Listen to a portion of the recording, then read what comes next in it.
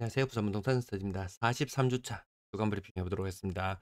어제 그 서울 영상 특별히 올려드렸는데 안 봐서 너무 속상했어요.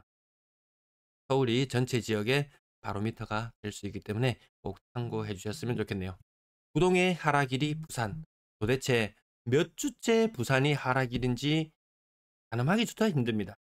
불과 얼마 전까지 대구가 저 자리를 차지하고 있었거든요. 지금은 부산이 저 자리를 차지하고 있습니다. 어제 오늘 나온 주요 뉴스 보시면은요. 가계부채 너무 위험하다. 외환위기 때문에 몇십 배나 된다. 이거 터지면은 감당할 수 없다. 이런 이야기들이 쏟아져 나왔어요.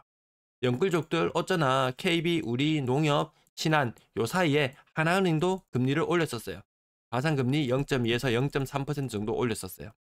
그 전까지는 정부에서 야 금리 너희 가상금리 왜 그렇게 많이 먹어 눌러 해서 금리를 억눌러 놔주니까 웬걸 대출 총액이 막 튀어올라요. 그러니까 야 너희 대출 왜 그렇게 많이 해줬어 가상금리 늘려 하고 있는 이 분위기예요. 은행들은 으쌰으쌰 좋아하고 있죠. 자, 경기가 식으면 철근값이 뚝 떨어지더라. 중국의 건설 경기 침체 철근값 떨어집니다. 또 실업이 높아지면 경기가 안 좋아지고 실업이 높아지면은 결국 인건비도 또 떨어집니다. 서로 인건비 따먹게 또 싸움 들어갈지도 몰라요. 안 지으면 시멘트 값도 또 떨어질지 몰라요. 음, 이것 때문에 계속 오른다고 이야기했는데 이것마저 떨어지면 이제 명분이 없는 것 같아요.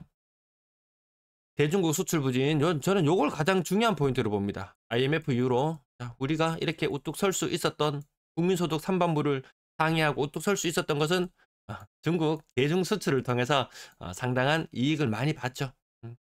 근데 지금 그것이 이제는 안 먹힌다. 그러면 우리의 활로는 어디로 뚫어야 되느냐? 뭐 동남아시아 지역으로 뚫는다고 하는데 웬걸 이것도 쉽지가 않았죠. 특례보금자리론 금도 오른다고 합니다. 11월 당장 11월 3일부터 오릅니다. 우대형이 우대가 맞습니까? 우대형이 4.5%입니다. 일반 다른 주담대를 하려 그러면은 장난 아니겠죠. 금리 장난 아닐 겁니다. 자영업자 힘들어, 대중 수출 힘들어, 다 힘듭니다. 정말 각자 도생 해야 됩니다. 요 지난 한 주간의 뉴스 잠깐 또 브리핑하고 넘어갈게요. 경기 침체 인정했습니다. 추가 인상, 금리 인상 연내에 한번 할 것 같아요. 금리 인상하라고 난리고 은행들도 거기에 화답하고 있습니다. 연일 개인들만 계속해서 매수를 하고 외인들은 겁나게 팔고 튀고 있습니다. 겁나게 팔고 튀고 있어요. 그나마 환율도 보면요. 막 억누르는 느낌이 들어요. 그 외인들 팔고 나가기 딱 좋게 만들어놨다. 거의 이런 느낌이 들 정도입니다. 너무 무리하게 가려다가 쫄딱 망한다. 이 2차 산업 레버리지 이게 더 많이 떨어져서 한때는 한 4,500원 수준까지 떨어졌을 거예요. 거의 다 5분의 1 토막이 납니다. 2달 만에 5분의 1 토막이에요. 아파트 시장은 그렇게 꼬라박진 않죠. 근데 워낙 덩어리가 크다 보니까 손실 금액이 좀 커질 수 있다는 부분 급해지지 말자. 매수자들 급해질 필요가 없다. 이런 뉴스들 보면서 뭐 급해질 이유가 뭐가 있겠습니까? 연체율 높아지죠. 기존 대출자들 금리 높아지죠. 우리는 요런 방식으로 야금야금 알뜰살뜰 모아서 미래를 대비하는 방향으로 가는 게 옳지 않겠습니까? 코스피 지수, 달러, 채권 뭐 하나 쉬운 것이 없더라. 나라에서는 건강보험료로 뜯어가려고 안달이고 노후빈고는 스스로 감당해야 되고 국민연금도 더 뜯어가려고 난리고 정책 모기지 줄인다는 이야기 나왔죠. 우대형 금리 올리는 거 보이시죠? 이 총액마저도 줄어들 수 있다. 이 정부의 기조가 이렇게 나온다는 이게 중요한 거예요. 저는 이것을 정말 내년 총선까지 어떻게든지 버티고 갈 줄 알았는데 정부가 두 손 두 발을 지금 이미 들어버렸어요. 그래서 정부가 그 이전에 규제 해제라든지 이런 것들을 내놓을 때마다 왜 그렇게 급하게 하냐. 좀 내년 총선까지 바라보고 하려면은 좀 한 템포 정말 주택시장이 좀 떨어지더라도 이 눈물을 머금고 참았다가 조금 뒤늦게 대책을 내놨으면 괜찮았을 텐데 너무 성급하게 대책들을 많이 내놓으니까 지금은 백약이 무효한 상태가 되었다. 오죽했으면 스트레스 DSR도 연내에 도입한다는 이런 이야기를 하고 있겠습니까? 청약 경쟁률이 문제가 아니더라. 청약 경쟁률이. 그나마 경쟁률도 떨어지고 있지만 이 당첨되더라도 돈 낼 거 생각하면 이 답이 안 나오거든요. 그래서 포기하는 경우들도 많이 있습니다. 영풍재지 4연소 강한가 여기서 한 방 더 맞았다고 하죠. 한 11,000원 수준까지 떨어져 있는 것 같습니다. 44,000원짜리가 11,000원. 이 4분의 1 토막. 급해지면 마음이 급해지면은 이런 데 걸려들게 됩니다. 천천히 갑시다. 천천히 가자고 그렇게 제목도 몇 번 올린 적이 있었습니다. 주담대 금리만 그나마 봐주고 있는데요. 주담대 금리가 4.35%라고는 하는데 우대형이 특례 우대형이 4.5%예요. 그럼 얘는 더 오를 거예요. 4% 중후반도 조만간에 보지 싶습니다. 지금 뭐 집단 대출 이렇게 일으키는 사람 보면은 4% 후반이거든요. 한두 달 내로 5% 넘어갈지도 모르겠어요. 입주 앞두고 있는 사람들 고민이 깊어지는 시점인 것 같습니다. 매수의 지수 부산 10.2. 어디를 봐도 제일 상태가 안 좋죠. 매물 많고 살려고 하는 사람 없는 분위기. 안전국이 올라갔다가 꺾이는 모습 보이시나요? 그나마 반등하려고 했던 지역들도 내리막길을 가고 있어요. 이 서울을 선두로 이런 움직임을 보여주고 있단 말이에요. 그 가운데서도 아예 제대로 반등조차 못해본 대구와 부산. 지난주와 견주어 봤을 때 부산은 낙폭이 커졌어요. 전세도 플러스던 것이 마이너스로 다시 접어들었습니다. 누구나 기대하고 있겠죠. 부산 플러스 한 번은 볼 거야. 왜? 다른 지역들이 플러스 다 봤으니까 우리도 한 번은 볼 거야. 라는 기대감 있을 거예요. 저도 플러스 한 번쯤은 볼 거라고 그렇게 예측하고 있어요. 근데 그 플러스가 지속되리라고 장담하지는 않습니다. 왜? 먼저 반등했던 세종시가 마이너스 0.05예요. 한 5개월, 6개월 먼저 반등했습니다. 세종시가. 근데 그걸로 끝이에요. 제가 봤을 땐 지금 내리막에 접어들었습니다. 구간 신고가 비율 한 번씩 요렇게 좀 특수한 경우가 나올 때가 있죠. LH에서 매입한다든지 이런 경우를 제외하고는 바닥을 기고 있어요. 5%안 되거든요. 자, 주간 거래량도 보시면 반짝 늘어나는 듯 하지만 과거하고 완전히 달라졌어요.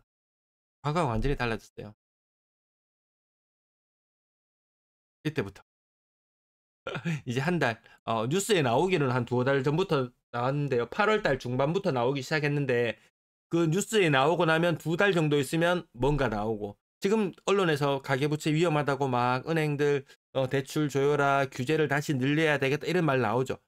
한두 달 내로 뭔가 또 특단의 대책이 나옵니다. 일단 지금 위험하다는 부분 감지하시면 되겠고요.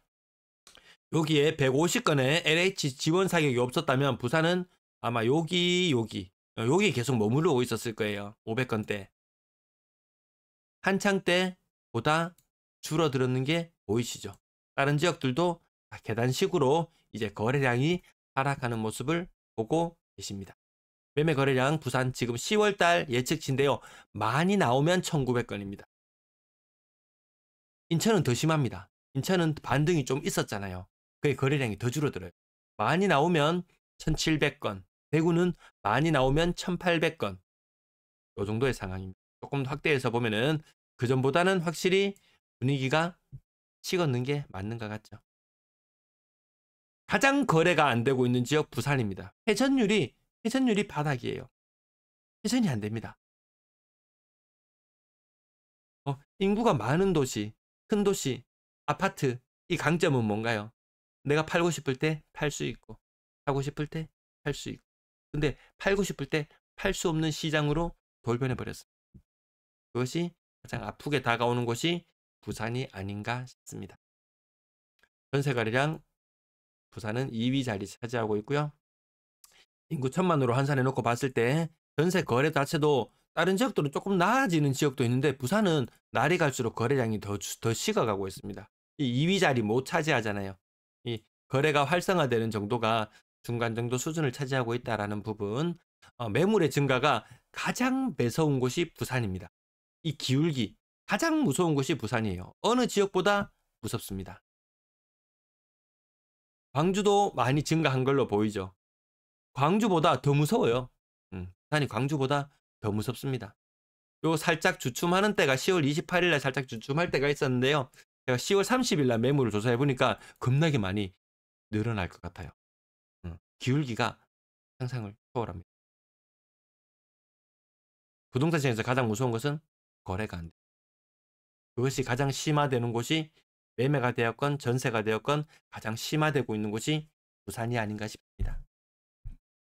인구 1000만으로 환산했을 때의 매물은 대구와 지금 자웅을 겨루고 있는 상태. 아마 조만간에 부산이 대구를 능가할 것 같습니다. 지금 21년도까지 부산이 더 많은 시절이 있었어요. 근데 한번 추세가 이렇게 바뀌어버리면 그 매섭게 가거든요. 이 기울기 늘어나면 부산 뭐 인구가 많고 배후 도시가 있고 해도 감당하기 어려울 겁니다. 부산은 그만큼 자영업자 비중이 높죠. 우리나라 자영업자 비중 한 23% 정도 된다 그러죠.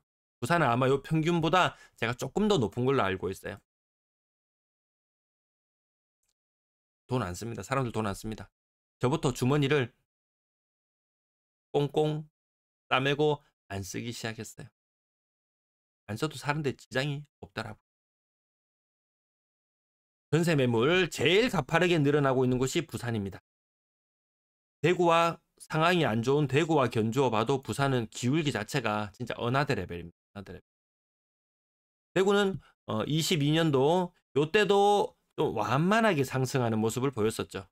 부산은 한번 성격 급합니다. 성격 급해요. 기울기 또한 급하더라. 인구 1000만으로 환산했을 때의 전세 매물은 대구와 거의 비슷하죠. 거의 비슷합니다. 이것도 부산이 아마 또다시 1위 자리, 롯데 한번 역전시켰듯이 또다시 한번 역전의 시간이 오지 않을까 싶습니다. 그래서 부산이 실거래지수 플러스를 저는 볼 거라고 생각해요. 보지만 그 힘이 오래 가지는 못할 거다. 우선은 이렇게 바라보고 있습니다. 네, 시청 감사합니다.